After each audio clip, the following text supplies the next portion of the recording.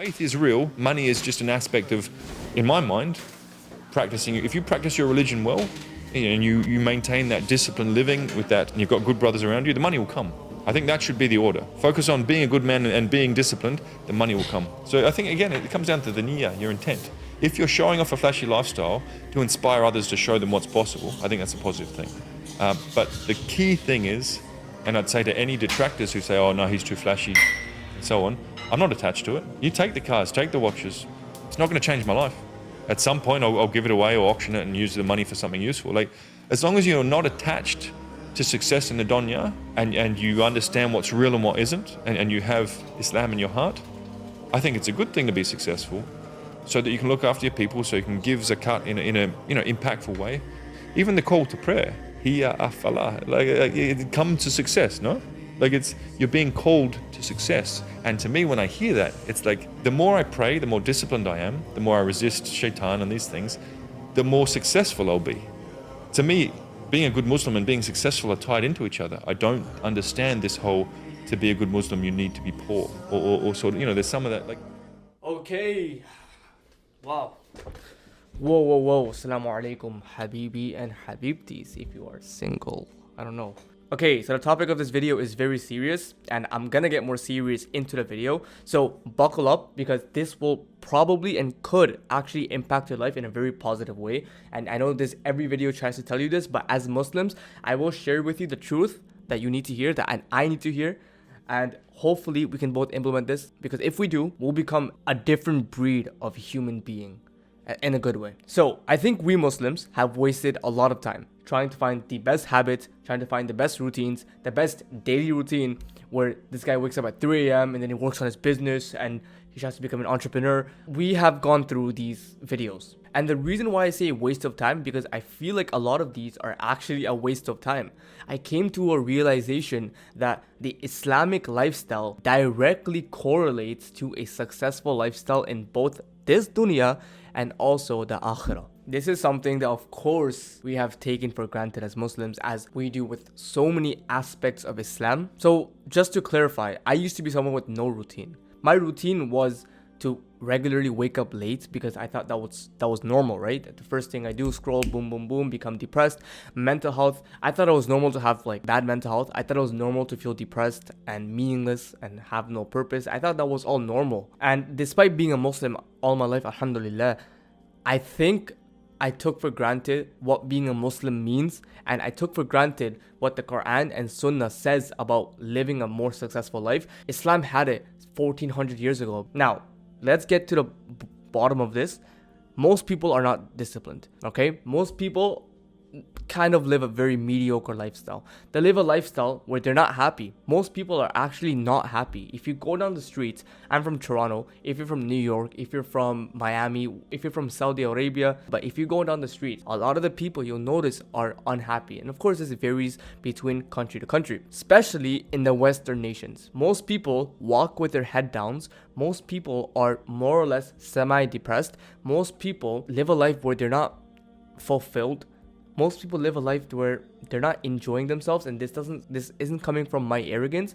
This is scientifically, and also there's studies on this, where depression rates are rising for a reason, and a lot of men are committing suicide. The reason why I'm saying this is because we now have a generation of weak sort of Muslim families and Muslim children that will give birth to weaker and weaker families. Because I saw this on my friend's Discord server. Okay, so I was on my friend's Discord server today. Check it out in the comments or in the description down below. Great server. It's about salah. So if you're someone who's struggling to pray salah and you're struggling to have accountability, check the description down below right now and join the server. But what was very important and what stood out to me was someone was complaining about the fact that we have no khilafah, we have no khalifa.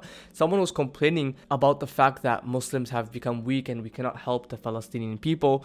That is a result of weak mindsets that have built over generations and generations, to the point where now we just have a weaker ummah. And this isn't for me to make fun of the Muslims. Again, I'm trying to tell you, it's proven, right? A lot of us complain about the fact that Muslims are we're not the same anymore. And there's a reason why that has happened. And the reason why is because a lot of these mindsets have come into our brain to the point where now we neglect the sunnah. A lot of us and a lot of parents, let's be honest here, are okay with living normal lives. A lot of parents, just not even just parents, but a lot of people and older people especially, just sit on their asses all day. People in their 20s, 30s, 40s, everyone's just living normal, mediocre lives. No one is pushing anymore. Of course, at one aspect, we have to be grateful to Allah for that. We have to be grateful to Allah, alhamdulillah, that we are living even such a life. People in Palestine, of course, they're suffering so much more. But also, don't you think that we are also being ungrateful to Allah if we are not making the most out of our life? If we live a mediocre life, if we live a life where it's just boring, it's like there's nothing to it, there's no success, there's no pushing to become better, it's just mediocre and dull and depressing. Don't you think that is being ungrateful to Allah? Because Allah gave us all of these resources, Allah gave us this freedom. In Palestine, like, they have to worry about if they're gonna make it the next hour, the next day, if they're going to be alive. The fact is, we are being ungrateful to Allah if we don't push for success, if we don't push for excellence in this life. And this is Islamically proven that we need to push for excellence as well. So this is something that's very interesting, and I think it's going to be interesting to you. In Islam and in the Arabic language, there is a word called rijal, right? Rijal means man, or it means men, right? And a lot of people are going to be like, oh yeah, I've read this in the Quran. Allah commonly and frequently mentions this word called rijal, right? Now, in Arabic, the Arabic language is very complex. It's also very beautiful. But the root word of this word called rijal, do you want to know what it means? It means to keep progressing. It means to be on your foot and to progress. So technically, if we actually think about what Allah means by the word rijal, Allah technically means not just men, but progressing men, but men that are moving towards success, men that are moving towards the path of Allah, which means moving to become the best versions of themselves. So rijal doesn't mean just man. Allah expects us to be moving men, men that are moving towards success, men that are always progressing on their foot. And that's why I've made this channel, because akhi, like, I'm tired of living a mediocre life. I'm tired of being depressed. I want to make something of this. Ever since I was a little kid, I was always trying to do something, and every time it got shut down by the school system. It got shut down by uncles, and like, I was trying to always do something else, whether that was being a YouTuber at the age of 10, whether that was trying to start businesses. It's just like no one just believes in you. And it's sad, but I think that's just the life we have to live. But at the end of the day, we have to try to push for the 1% of life. And that is Islamically backed as well. And so that's why I want to share my experiences with you on this channel, so you can also do the same. You already know what discipline is, but what is discipline in an Islamic manner? Of course, the meaning of discipline is just to do the right thing, especially when you don't feel like doing those right things. Now, an example of discipline is, for example, you don't want to do the work today. For example, I didn't want to make this video today. Discipline is when I do the work and I make the video despite my emotions telling me not to do it. Despite me not wanting to do the video, the work has to be done regardless. And Khabib, the famous UFC fighter, and may Allah bless him, he said something very important. No one cares about us. No one cares about you. No one cares about you. No one cares about your feelings. No one cares about your injuries. Everyone always cares about the fight. And he gave the example of a UFC fighter. For example, you're in training camp right now, right? And maybe once in a while, maybe 2 weeks in, you got injured. Maybe 3 weeks in, you just felt unmotivated. But what is interesting is that these fans that are waiting for your fight doesn't care about how you feel on your training camp.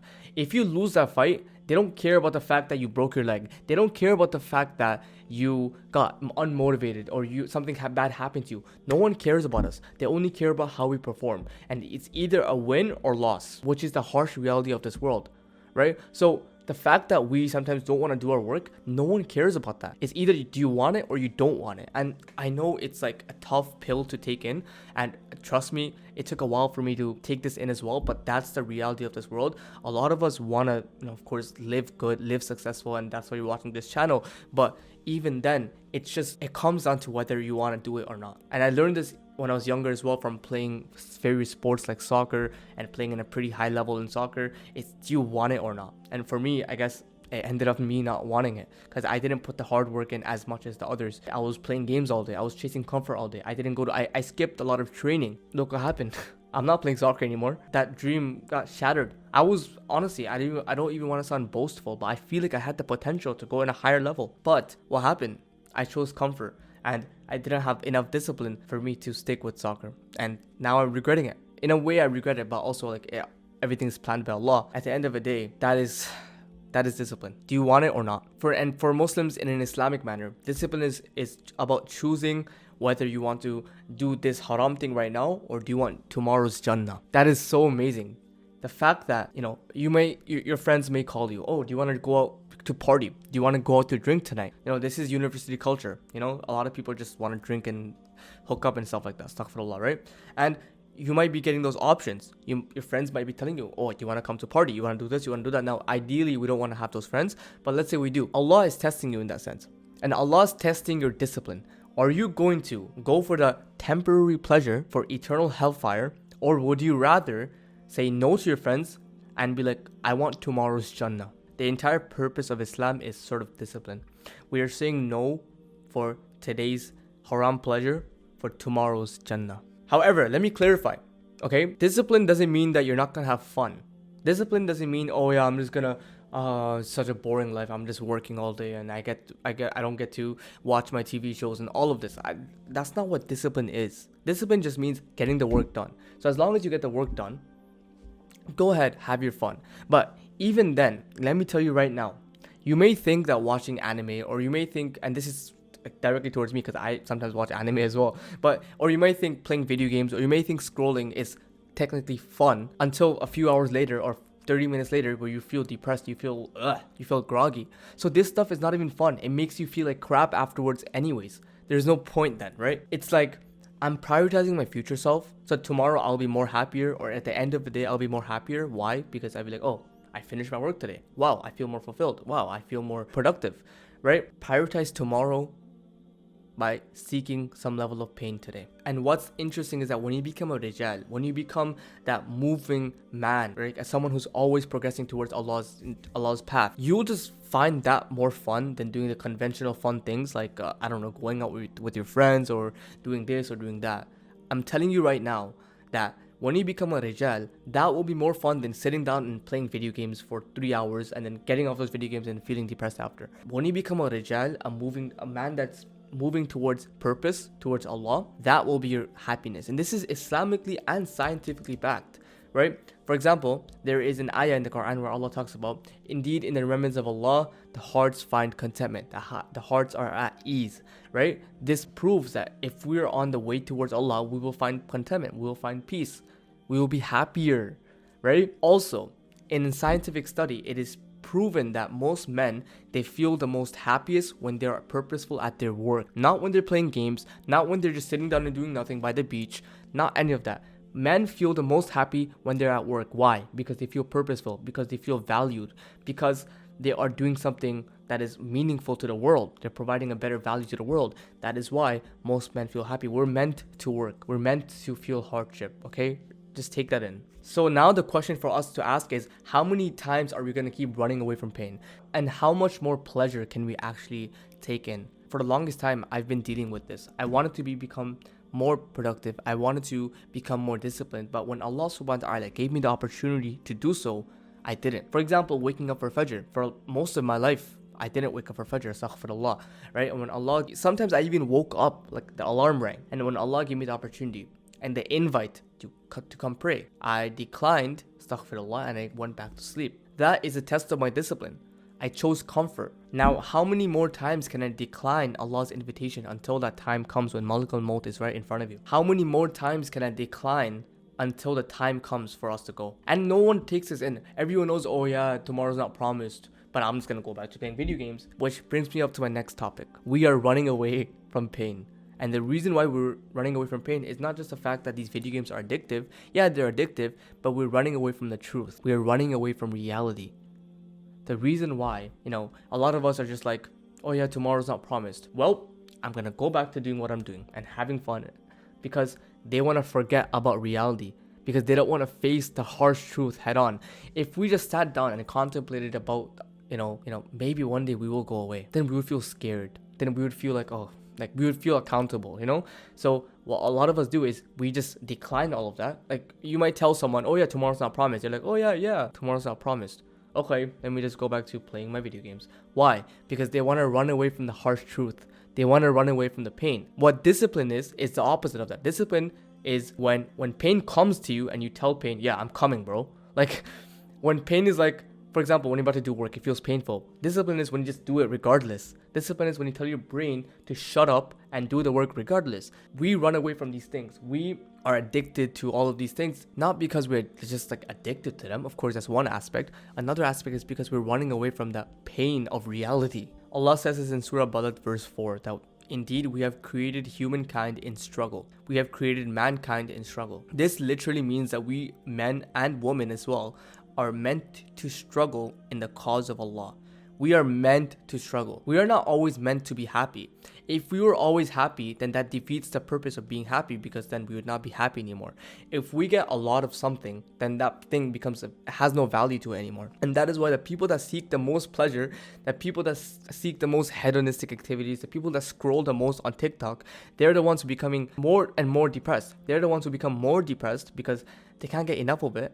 And since they're having so much stimulation, so much fun, it just becomes valueless to them. Life becomes mundane. Life becomes sad. And I'm saying this from experience. I was that person who scrolled the most out of anyone. I was that person who played the most video games out of all my friends. I played hours, way more than them. I skipped school to play video games. A lot of you can relate, but I skipped, like, I can't even explain. I almost failed some classes because of video games. And to end it off, I'm sure that if we thought about the people of Palestine, we would be disciplined just by thinking about them. We would be disciplined for them because they would do anything to switch places with us in an instant. The fact that I have this beautiful room, I don't have to think about bombs right outside my window. I'm looking at the window and it's just like the sky's clear. But for them, they look at the window and they see planes, they see bombs, they see smoke. They would do anything with us to switch. Like they would switch places with us in a heartbeat. And so just for them, that should give us more than enough reason to become disciplined, because then there's a purpose. I'm becoming disciplined so I can help those people in Palestine, so I can help my brothers and sisters in Palestine. When that person on Discord was complaining about the fact that we have no Khalifa, that the Muslim Ummah is becoming weaker, the answer to that is by making ourselves disciplined first, to change ourselves first. And if we all take the initiative to change yourself first, then you just get a group of Muslims that are disciplined. And then that's going to cause a group of Muslims to become disciplined. I want to be the one to break this generation of mediocrity. This generation of families just living mediocre lives. The fact that like you tell someone, oh yeah, I wake up early at 5 a.m. They just look at you differently because they become jealous. I really dislike this mediocre, average lifestyle. And so I want to be the one to break that. And hopefully you guys can support that as well. Hopefully this benefited you. I love you. Assalamu alaikum. Bye.